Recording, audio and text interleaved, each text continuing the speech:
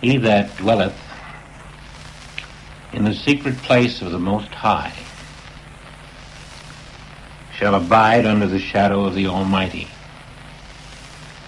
1,000 shall fall at thy side, and 10,000 at thy right hand, but it shall not come nigh thee.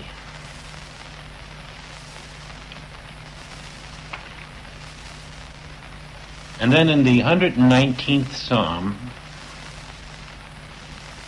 in the 62nd verse,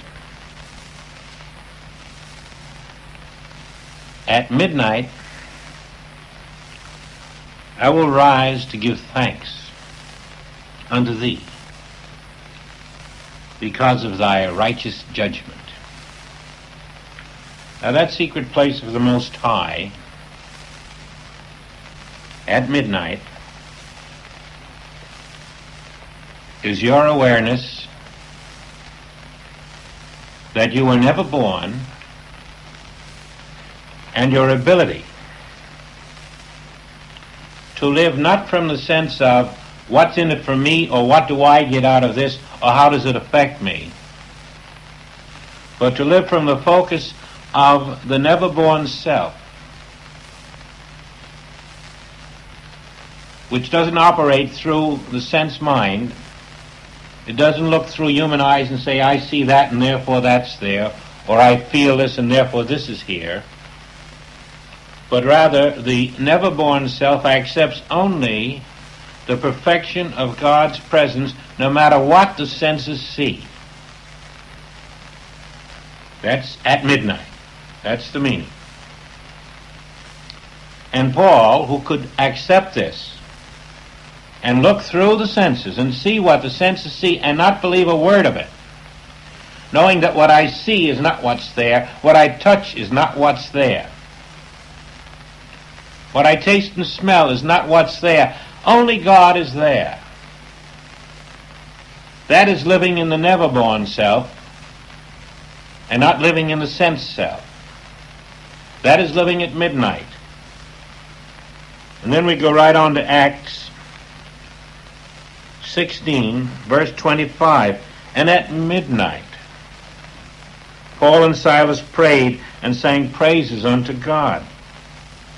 And the prisoners heard them. And suddenly there was a great earthquake, so that the foundations of the prison were shaken. And immediately all the doors were opened, and everyone's hands were loosed. In your never-born self there is a great earthquake, and all the doors are opened, and everyone's hands are loosed.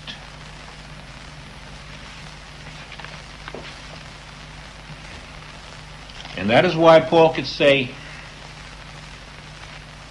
that neither life nor death could separate him from the love of God.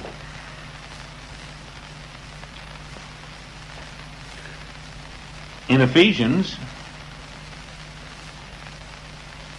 he said, according as he hath chosen us in him before the foundation of the world. That's Ephesians 1:4. He has chosen us in him before the foundations of the world. He's speaking of his never-born self. Not the self born after the world, but that self born in him of the Father before the foundations of the world. That we should be holy and without blame before him in love.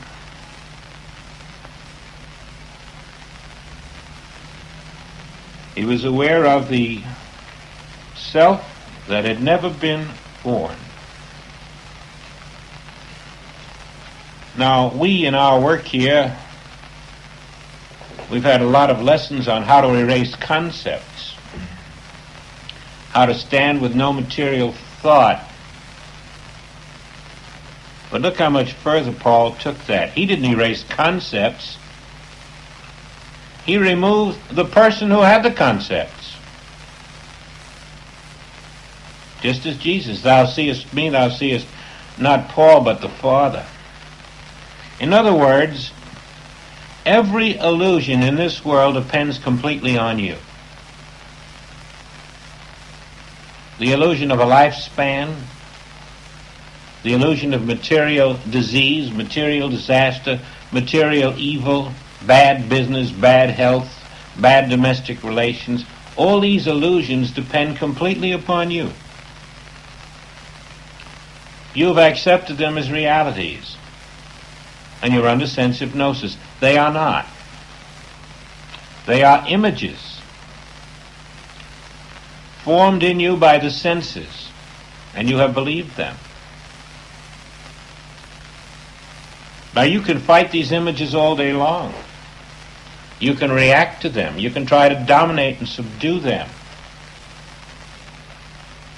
But Jesus didn't dominate the water. Jesus didn't get up and try to do something about it. He simply saw the image, but standing in the self that was never born, looking at an image that the physical eye saw, he knew it was not there. When he says react not, judge not, condemn not, he's telling you not that the images aren't there alone, but that the senses of you that view those images are not created by God. And that the body of you in which the senses are was not created by God. It was created of the flesh, of the sense mind, of the universal sense mind, born of the universal mind. And he's telling you that you cannot judge because there is no you there to judge. And so when Paul tells us that we were in the Father before the foundation of the world, he's saying exactly what Jesus himself said. You remember it in the 17th chapter of John when he prays for his disciples before leaving them. Father, I will that thee also, whom thou hast given me, be with me where I am, that they may behold my glory, which thou hast given me, for thou lovest me before the foundations of the world. He was speaking of that self of him before the foundation of the world, the never-born self, in which all the power of God is. You cannot, when you are in the never-born self, form any human judgments.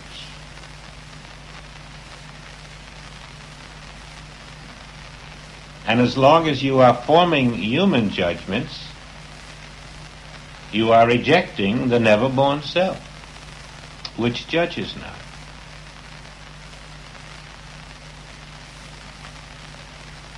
Paul removed the self that can judge. Paul wasn't there. In one fell swoop, he took away the viewer, who can be tricked by the senses. He did more than erase the concept, he erased the viewer, the beholder, the false human being, the self not of God, the one not in God before the foundation of the world.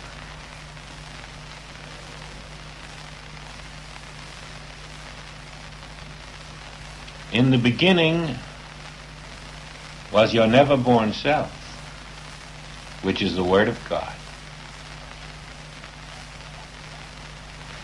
I think we can sum up Paul's healing consciousness in a few words. There was no viewer there to be tricked by sense hypnotism. And you can do the same. The senses can continue to do what they do mechanically and automatically. Let them.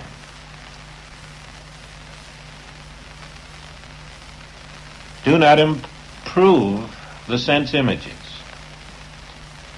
Do not affirm the goodness of God, and do not deny the appearance of the evil.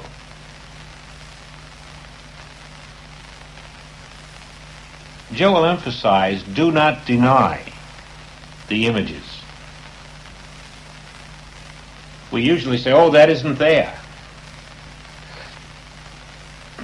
The minute you say that isn't there, you've made a great mistake. It's true, it's not there. But the you that is saying it's not there is not there. And the minute you say it is not there, that you is going to block all of the good work you're trying to do. The you that says the images aren't there is an image itself. It is the illusion maker through which all the other illusions come.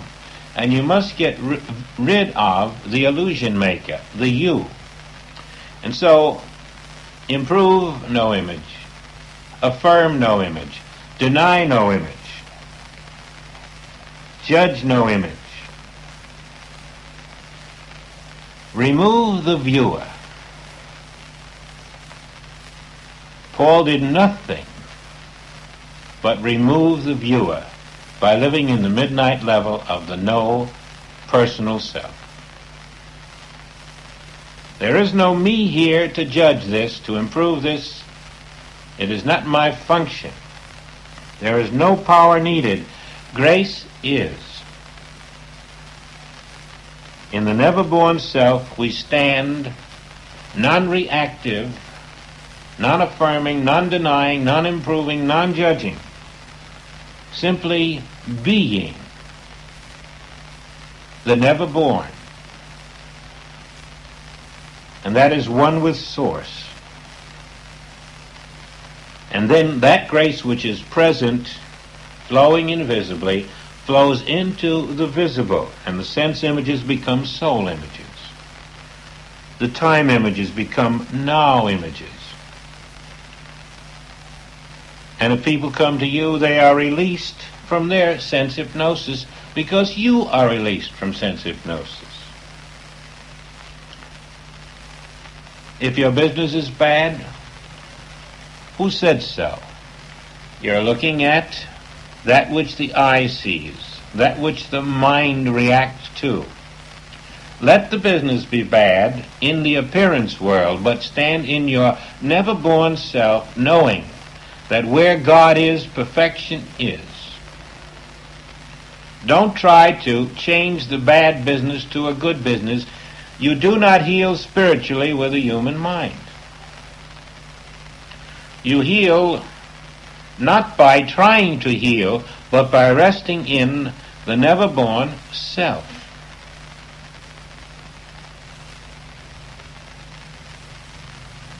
And that which we call healing then appears.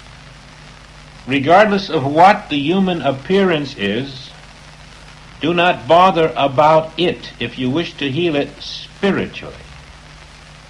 Learn to live in your never-born self.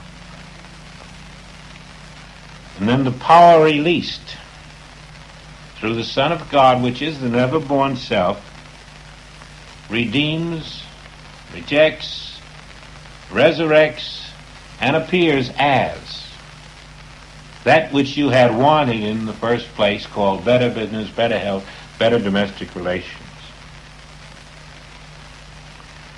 The word midnight then means before human birth. Before human birth. And whenever you come across it, remember that it is your function to obey the scriptural command that you praise the Father at midnight. Now there is an unbroken continuity of grace flowing all around you. But it can only come into your unborn self. And then you are taken out of the sense stream, back to that level of consciousness which is undivided from source, which draws from infinity. And you're in what might be called the equilibrium or the balanced rest. That's the level of consciousness which knows the self that is before the world was.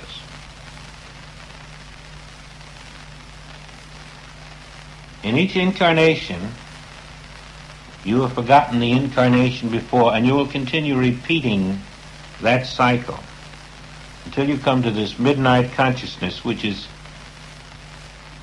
the permanent consciousness.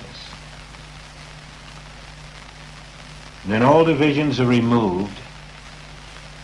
The invisible and the visible become one. You're lifted above sense consciousness, above false power, and into the realm of no power needed. And that's where the healings occur.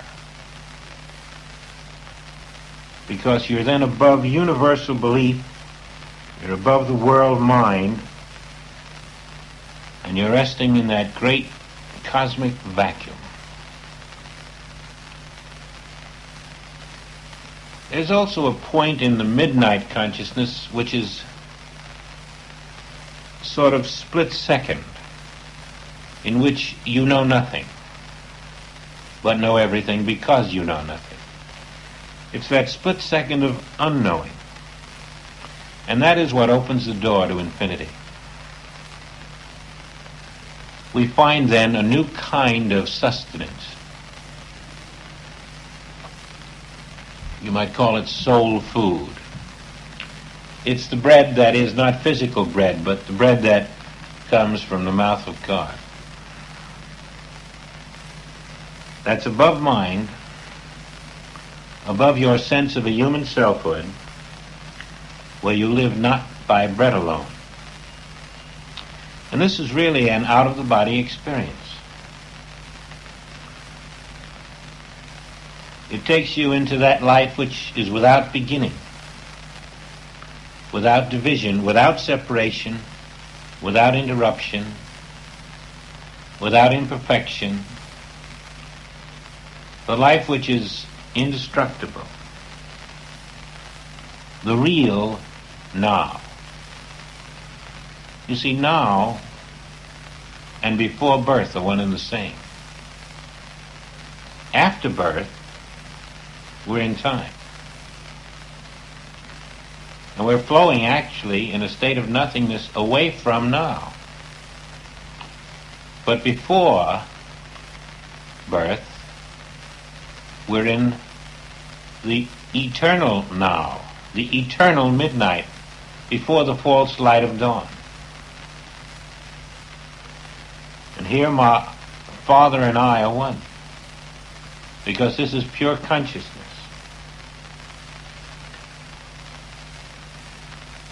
Before divinity appears to human sense as human beings is before birth. Before divine life appears to human sense as form. Before spirit appears to human sense as material man. And before heaven appears to human sense as material earth. This is how we live in the kingdom of God now.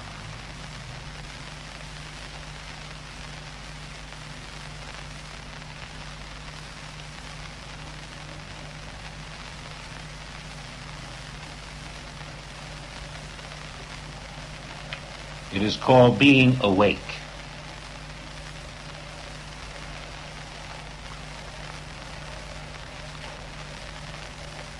And those who do not return before birth, but linger in the consciousness of a human being after birth, are asleep.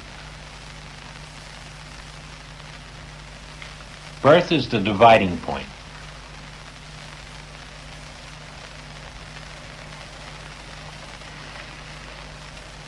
Now I want to be sure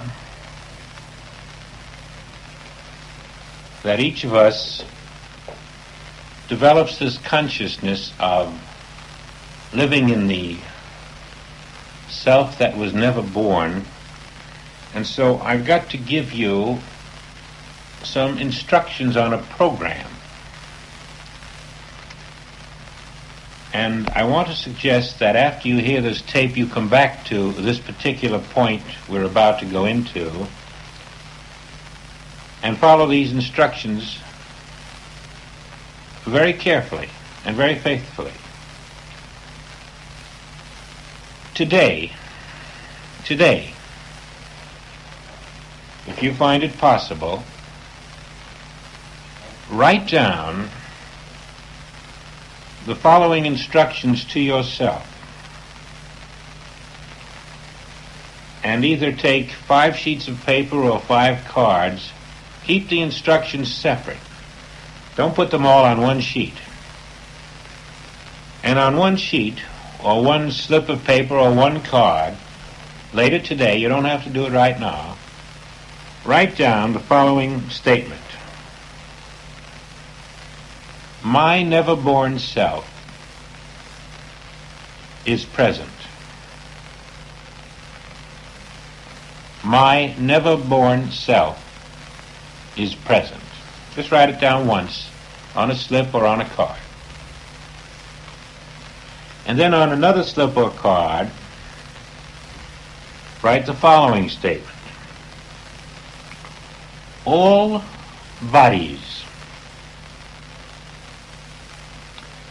are sense images. All bodies are sense images. Now on the third one, write, nothing I see today is real. Nothing I see today is real. Now on the fourth sheet or card, write, improve no sense images today. Improve no sense images today.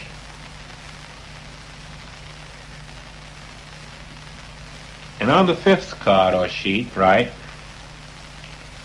sense images have no power. Sense images have no power. Now here's what I want you to do with those 5 sheets of cards that you've written. Put them in your bedroom, where you can get them the moment you wake up in the morning, so that if you had written them tonight, upon awakening tomorrow, before you get out of bed, reach out and take number 1 and look at it and read it. In fact, it would be good to label these sheets 1, 2, 3, 4, 5 in the order given to you, so that tomorrow morning you would take number 1.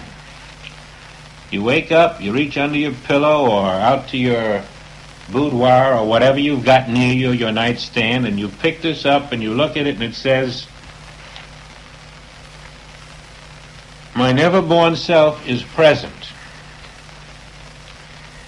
And the importance of seeing it right then is that if you don't see it, believe me, that's the last thing you're going to be thinking about.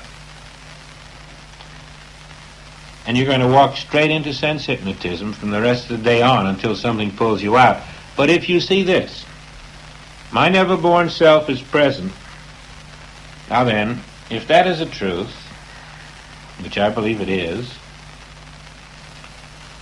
lie there or sit up, take it into consciousness, spend 5 or 10 minutes with it, or go downstairs in your den or upstairs in your living room, go anywhere you like with it, and sit there with it,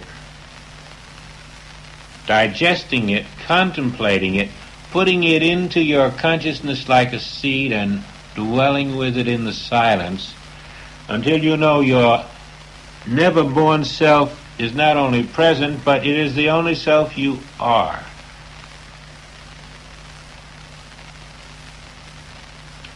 And then, after you have completed that, I don't care if you're going to work or you're going to go drive an ambulance for the Red Cross or you're going on a picnic or whatever you're going to do.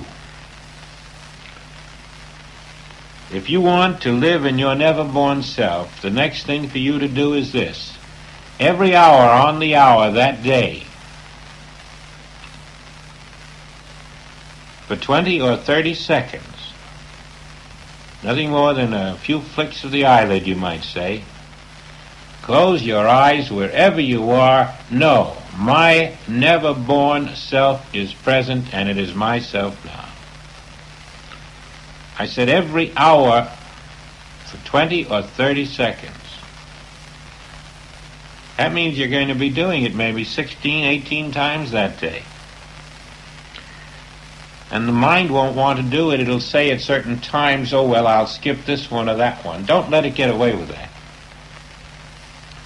I don't care if you're hanging on a cable car with one foot off. You can know your never-born self is present, and you'd better know it. And that's the first day's work. And the second night, be sure you've got the second one where you can get it in the morning. And when you wake up the second morning, reach out, get it, look at it, and it will say, all bodies are sense images. Now, if you didn't read that at that moment in the morning, you would go out and you would not realize that what you're looking at is a sense image. You would feel resentment toward this one, or goodness toward this one, or anger toward that one, or envy toward the other. You would be treating them all as if they were reality. You would be reacting. And you would be acting out of your sense self. So now you take this, you go to your den, or you sit in the bed, or you do what you have to. You get the awareness that all bodies are sense images. And then when you go out into your daily living, look at those sense images out there and see if they hold for you the same intimidation they did the day before. See if you're quite as concerned about the fears that the world has presented to you in the past, or the anxieties, or the anguishes, or the tragedies. See if you can't get some of this true feeling that these really are sense images. And even look down at yourself and recognize the sense image you had thought was present isn't there. And again today, the second day, every hour, without fail, for 20 or 30 seconds, get your eyes closed and know all bodies are sense images. And then go about your business not reacting to those sense images, not giving them powers they don't have. So on each day, you take another one. And after 5 days, I think you'll get the idea that something is happening. You are really doing something about terminating the domination of the world sense mind in you. You're no longer a student, you're no longer reading, you're no longer theorizing, you're doing, you're applying, you're living it out.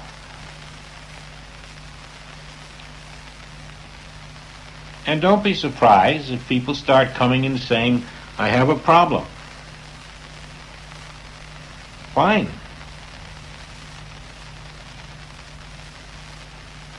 Let's take one. What's their problem? Normally you're going to say, well, I'll get rid of it for you, or I'll try to. And if you want to say that to them, go ahead. But know better within yourself. That problem that they have brought to you, they have because they are living in the sense mind and in the sense body. That's why they have the problem. And that's why you have some problems too. Now, they have brought you that problem because they don't know anything about getting out of the sense hypnotism. All they know is they've got a problem. And if you meet it on that level, you've got a problem. Because when you meet it on that level, you're not in the midnight consciousness. Now, when they bring that problem to you, if you've been doing your homework, they will bring that problem to someone who isn't there. You will eventually be in your never-born self, and your never-born self will receive this problem, and it will not improve the problem. It will not affirm the problem. It will not even deny the problem. It will say, there is no me here to know that such a problem exists. That's all. There is no me here to recognize that problem. Now, this isn't what you're telling the person who's brought it to you. You just take the job and you say, fine, I'll do my work. But what you do is, you must say to yourself, there is no me here to recognize this problem. I was never born.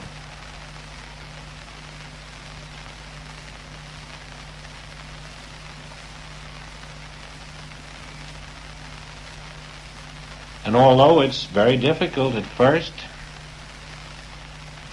as you continue to do this and apply the 5 points that we have established for you to practice daily, you'll find it's easier to do, and you will simply stand in a non-reactive state in the knowledge of your own true never-born self. And the never-born self cannot react to that which is of this world. You simply do nothing. You know nothing. You think nothing. You are nothing. And that's all you do. And this is your split second of unknowing. This is the Paul consciousness in which there is no viewer. No one there to affirm or deny or improve or judge. No viewer. No person. You are not there because you were never born of woman. And do you see, that breaks your sense hypnotism.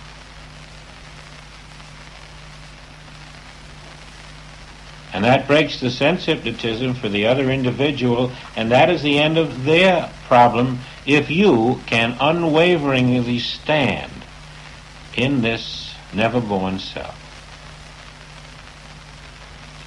Some of you have done it already very well, and you've seen miracles.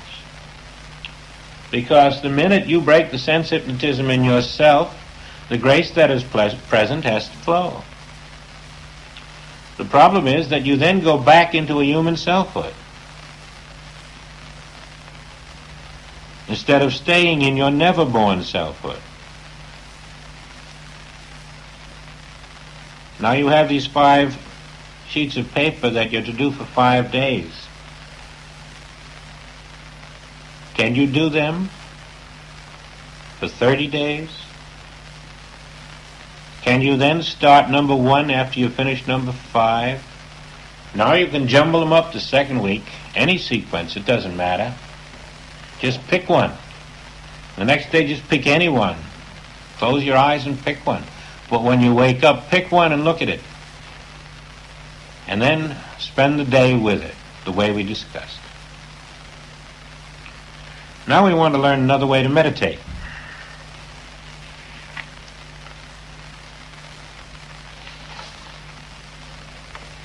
And this is a 3-part meditation.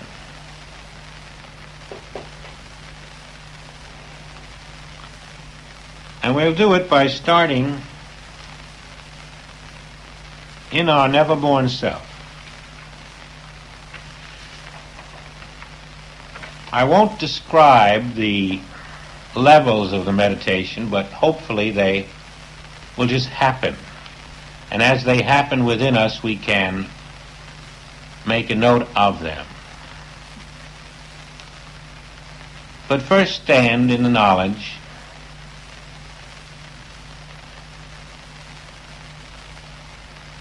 that there is no physical form where you stand. Simply isn't there. That is a permanent truth. It is a sense image. Everybody sees it within their own self. In myself, I see a sense image which I call you. Your friends see a sense image within themselves which they call you. And you look at yourself and you see a sense image in your mind which you call you. But that's all that's present, the sense image of you in everyone's mind. There's no human you there.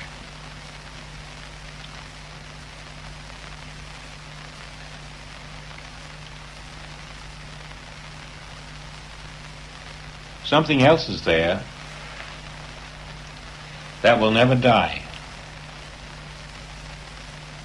that has never been sick, something that Jesus said was untouchable by human hands. Pilate, you cannot harm me, you can't even touch me.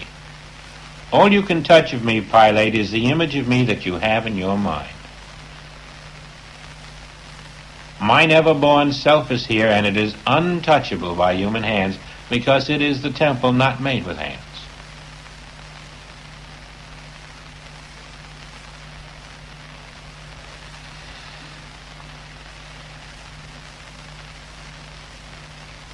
The glory that I had with thee before the foundation of the world, says the Father, is still mine. Your never-born self is the begotten Son. Where does it begin?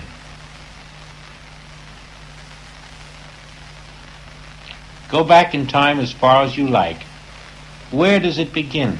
Where does the Son of God begin? Why, even before Abraham was, is your never-born self. It is a continuous, now living self. That is yourself. It has nothing to do with human forms. It is totally independent. It is the life which you accept, and in every direction it is without limitation and without limit. It is omnipresent life, never born into human form.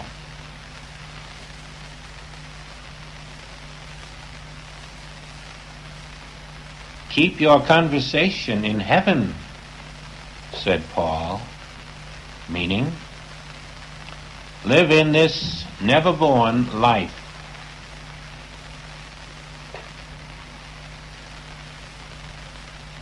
let the world come to you and let it hit against this consciousness that I am the never-born life of God. There is no other me. And as you rest there,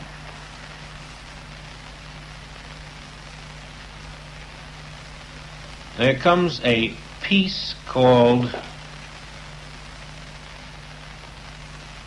my peace, in which your human senses cease to function. It's as if they were locked out, and the world is locked out.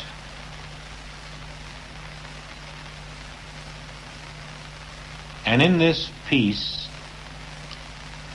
you have the first degree of this meditation. There is no world,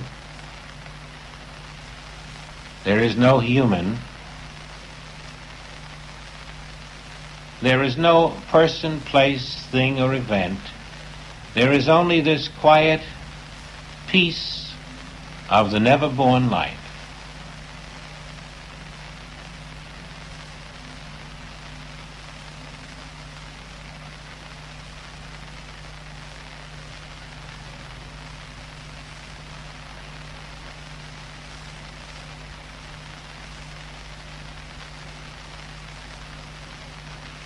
It is very pleasant to rest there and to know that I am everywhere now because I am the never-born life. There's nowhere where I do not exist. I am the invisible allness behind that which men call the world.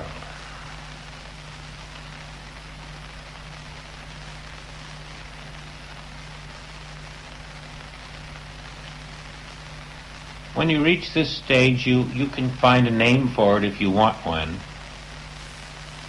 To me, it's a sort of a locked-in feeling.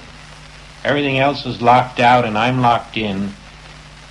And it's a great joy to know that this consciousness is a doorway. It rests between the outer senses and the soul. It may be called the beginning of the midnight consciousness. And as you abide there,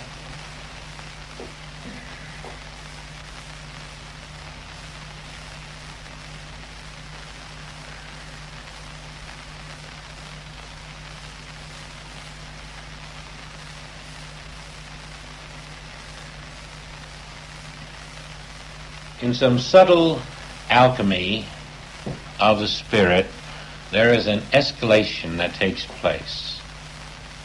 Something rises within, like an elevator.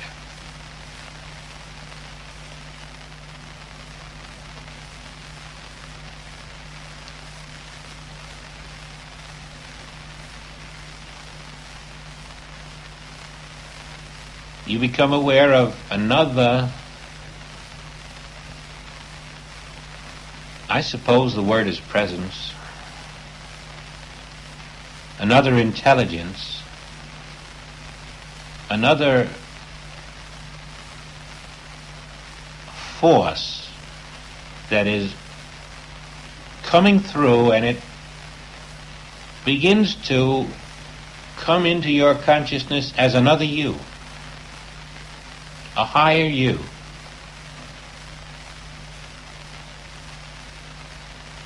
And it really is the never-born self making itself known.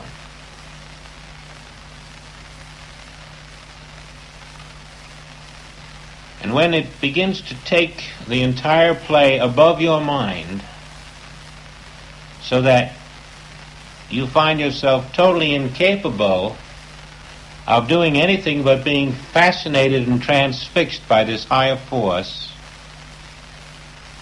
then you are finding the bridegroom is coming.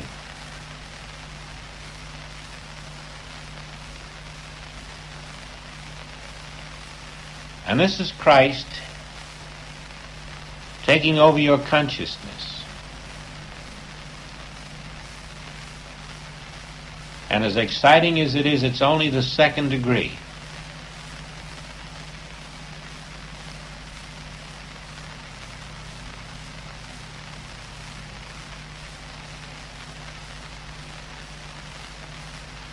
Even while you're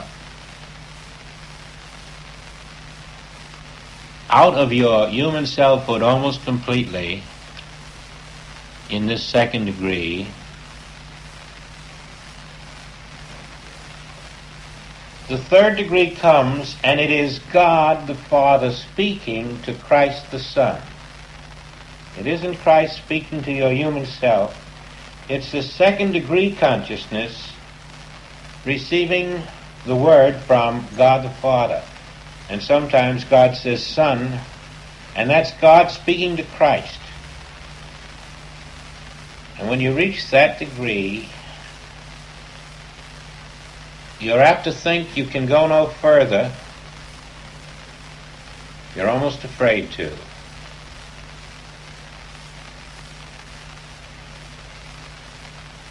But remain there. When it happens, as it will, because if you abide in that third degree where God the Father speaks to God the Son, you will be very close to attaining the conscious awareness of a second birth.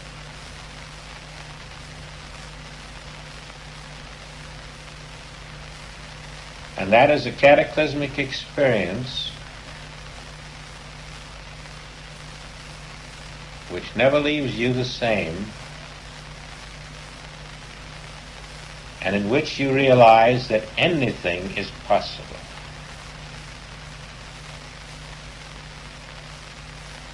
Strangely, that very top of the third degree, which could be called the fourth, will eventually become your permanent consciousness.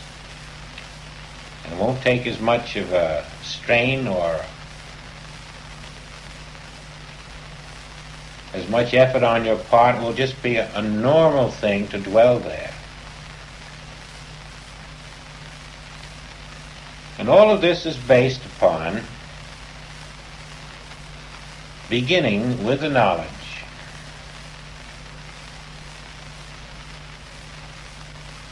that all on earth who are born of woman are not here. Because all that is here is the never-born Christ, not born of woman, not made of human flesh. And that self you will learn to live in more and more in order to break the universal hypnotism of the senses in which man lives and dies in repeating cycles.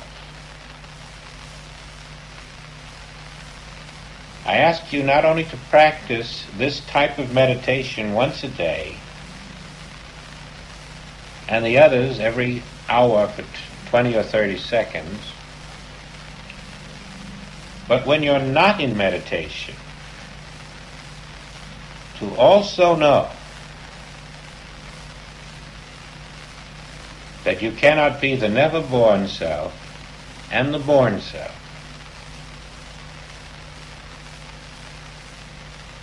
You cannot be both, and if you're acting to improve the born self, you're only fooling yourself. You've done that up to now, most of your life, trying to improve, protect, and safeguard, and in some way do something for this born self. Let it go. trust your never-born self to know and to do whatever must be done. And live out from that focus. Start to do it sincerely and faithfully. It will do what you have never been able to do.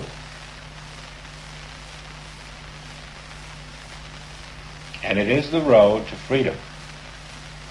Permanently.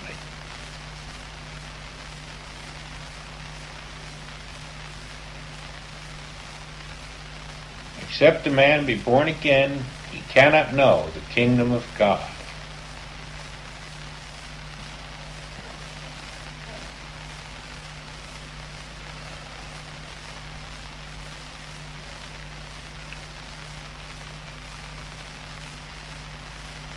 And so now we have started our tape classes again, having given you 2 months after the seminar to crystallize, solidify, piece together. And now all those high ideals that we shared together, we are bringing into focus.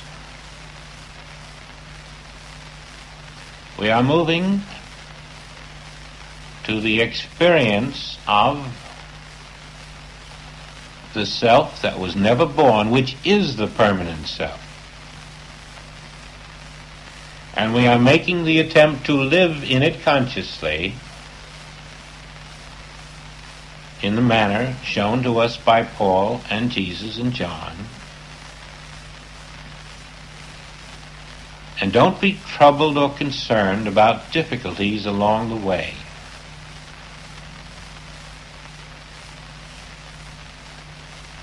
You'll find that these difficulties are going to be rather small in comparison to the difficulties you would encounter if you were not working from this level, because this will dissolve future difficulties.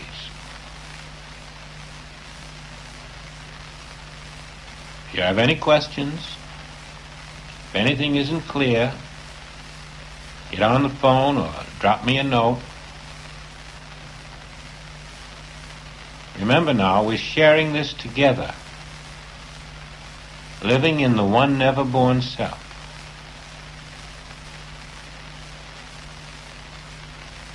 We want to help each other.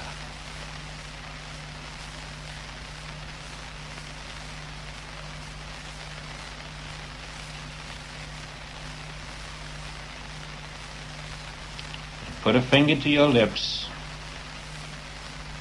because this is a private work that can only be shared with those who are doing the same.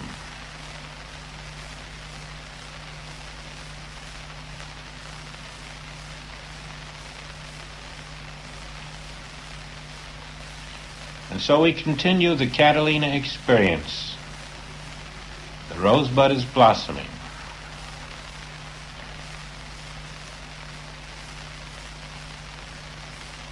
I thank you all for having come to the seminar and for sharing your consciousness, because it was really the consciousness of the 70 who attended that came outwardly as the talks of that seminar. It was your consciousness collectively which became the talks that we all heard.